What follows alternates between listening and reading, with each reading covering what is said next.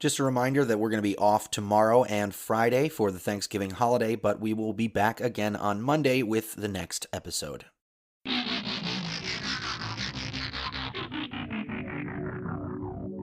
Hello and welcome to What the F*** Just Happened Today, your essential guide to the daily shock and awe in national politics. I'm Joe Amditis. Let's get to it. It's Wednesday, November 25th, 2020. Welcome to day 1406. Donald Trump pardoned Michael Flynn, his first national security advisor, who pleaded guilty twice to lying to the FBI about his Russian contacts during the presidential transition in late 2016 and early 2017.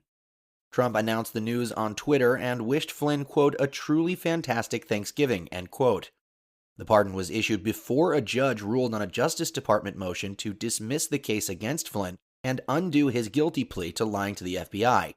Since last year, Flynn's lawyers have sought to withdraw his guilty plea. In May, Attorney General William Barr and the DOJ sought to dismiss the charges, declaring that prosecutors should not have brought the case against Flynn in the first place. The request to withdraw the charges has been pending before a federal judge who has been reviewing the case. Flynn's pardon is expected to be part of a series of pardons that Trump issues between now and when he leaves office in January, including former Trump campaign advisors Rick Gates and George Papadopoulos. Meanwhile, Joe Biden dismissed pursuing investigations into Trump after he leaves office, saying, quote, I will not do what this president does and use the Justice Department as my vehicle to insist that something happened, end quote. Biden's comments, however, did not rule out that the Justice Department could still investigate Trump on its own, since it traditionally operates independently of the White House on criminal matters. Biden also acknowledged that states could pursue their own investigations into Trump. Moving on, unemployment claims rose for the second week in a row, with 778,000 people filing for benefits.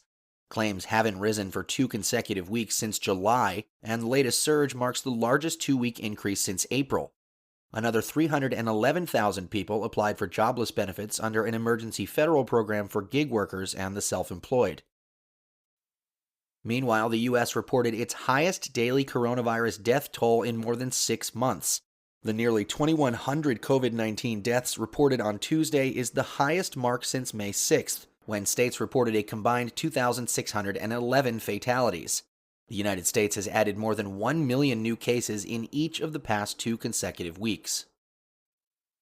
And finally, Joe Biden's pick for Secretary of State and a top contender for Defense Secretary co-founded a Washington consulting firm where at least 21 of the 38 employees donated to his campaign. Because West exec staffers aren't lobbyists, meaning they aren't directly advocating for federal dollars on behalf of clients, they don't have to disclose who they worked for. One of West exec's former principals, Avril Haines, is Biden's pick for Director of National Intelligence, and Michelle Flournoy, a potential pick for Defense Secretary, raised more than $100,000 alone for Biden. At least 5 West exec employees are helping staff Biden's review teams for the Pentagon, the Treasury Department, the Council of Economic Advisors, and other agencies. That list includes Jen Psaki, who is advising Biden's transition team. 2 other former West exec employees, Lisa Monaco and Julianne Smith, are also considered potential Biden administration hires. That's all for now. You can find the links and sources for all of these stories on the main website.